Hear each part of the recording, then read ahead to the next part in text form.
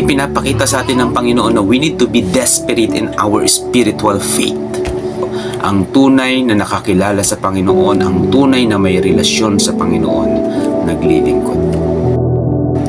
Ayan, isang mapagpalang gabi sa ating lahat. I just want to share to you my devotion na nagmula po sa Luke chapter 19 verse 9 to 10. Sabi po dito, "At sinabi sa kanya ni Jesus, dumating sa bahay na ito ngayon ang pagkaligtas, sapagkat siya ay anak din naman ni Abraham. 10. Sapagkat ang anak ng tao ay naparito upang hanapin at iligtas ang nawala." So by the way mga kapatid, ang konteksto po netong Luke chapter 19 na binasa po natin ay patungkol po sa isang maliit na tao na nagngangalang Sakeo, na ayon po sa lahi ni Abraham. Ito pong si Sakeo, nung marinig niya ang pangalan ng Panginoong Hesukristo na nangangaral sa isang lugar, ay agad niya po itong pinuntahan. Pero dahil sa kanyang liit, ay hindi niya makita si Jesus. Kaya nakita niya ang puno ng sikamoro at doon po siya umakyat para matanaw si Jesus. Pero gusto ko po ipaunawa sa inyo na ang puno po ng sikamoro, ay hindi lang basta puno. Ito po ay puno na matinik. Imagine that. Ang sikomoro po ay puno na matinik, pero hindi po alintana ni Sakeo kung ano yung tinik doon. Basta makita lamang niya ang Panginoong Hesus. So nung makita niya ang Panginoong Hesukristo, agad siyang tinanaw ng Panginoon sa puno ng sikomoro, dahil alam ng Panginoong Hesukristo actually yung ginawa niya at yung pagiging desperado niya. Sobrang na-amaze ang Panginoon dahil sa sigasig niya. Kahit nasasaktan siya sa mga tinik ng sikomoro, hindi niya yun alintana, makita lamang niya si Jesus. Kaya nung sabi ng Panginoong Jesus, "Sakeo, bumaba ka dyan at pupunta ako ngayon sa iyong bahay." Yan. So yung time na yon, si Sakeo po ay tumanggap sa Panginoon at isinauli niya yung mga siningil niyang sobra. Dahil maniningil po siya ng buwis isinauli niya yung mga sobra niyang siningil. At yun po yung sinabi ng Panginoon. Sinabi niya sa Panginoon na isasauli niya anuman yung sobra na nakuha niya sa mga siningilan niya ng buwis. Okay, yun po yung konteksto netong Luke chapter 19 verse 9 to 10. Kaya yung rema ko po dito, be desperate like Sakeo. Dapat maging desperado tayo na kilalanin ng Panginoong Hesus sa buhay natin, dahil hindi naman po lingid na tanging ang Panginoong Hesukristo lang ang magbibigay sa atin ng tunay na kaligtasan. So kaya yung reflection ko po dito, sa talatang ito ipinauunawa ang pagiging desperado ni Sakeo para tanawin si Jesus sa kabila ng kanyang kakulangan. Nais ko ring ipaunawa na ang puno ng sikomoro ay isang puno na matinik, pero sa kabila nito ay hindi alintana ni Sakeo, makita lamang niya si Jesus. At siya rin namang naging dahilan para siya ay tanawin ni Jesus. Biruin niyo po. Actually, alam naman po natin na ito po talaga ay kinakailangan ng mangyari. Bakit po ba nasulat ang bagay nito?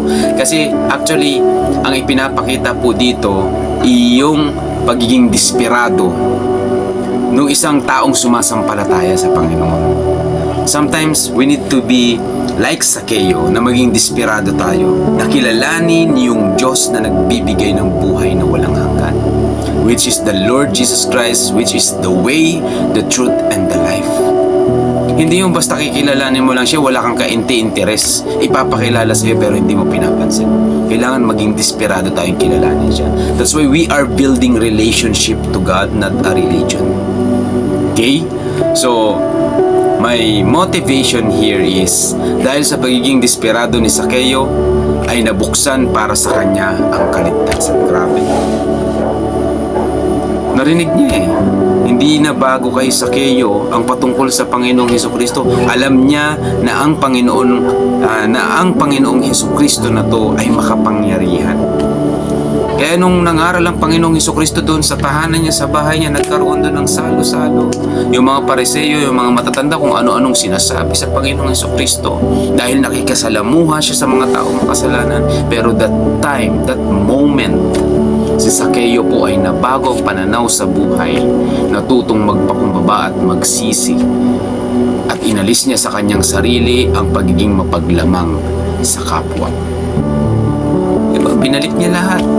Naging righteous siya dahil naunawaan niya na yung bagay na ginagawa niya ay mali pala.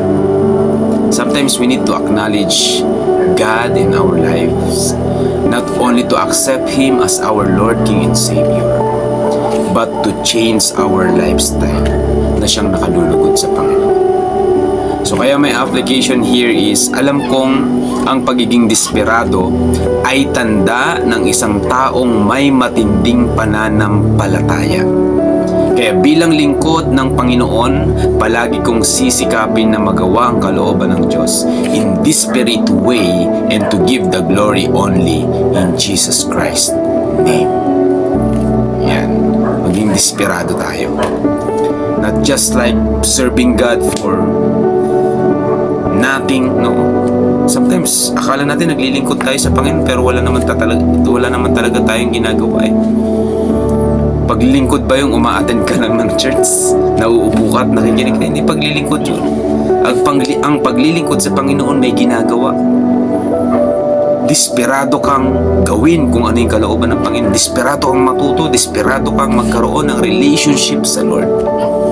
Yun yung mga tao talagang tumimo sa puso nila kung ano yung kahalagaang tinanggap nila sa Panginoon. Dapat maging katulad tayo ni Sakeo. Actually, there is a lot of people na tinatawag na people of faith in the Bible. Isa na po itong si Sakeo. Bakit po nasulat to? Kasi ipinapakita sa atin ng Panginoon na we need to be desperate in our spiritual faith. No? Para nang sa gayon yung kaligtasan na tinanggap natin hindi lamang manatili sa atin kundi ito rin ay maibahagi natin sa mga taong wala pang pagkakilala sa Panginoon. Sa mga taong nangangailangan din katulad ng kinailangan mo nung wala ka pa sa Panginoon. We are not just like a Christian na doing nothing kasi alam natin okay na tayo eh. Pero if you are doing nothing, ibig sabihin hindi ka pa talaga nakakilala sa Panginoon. Tandaan niyo po ito, ang tunay na nakakilala sa Panginoon, ang tunay na may relasyon sa Panginoon, naglilingkod. So yun lamang po. E nawa nakatulong po sa atin ang video na to.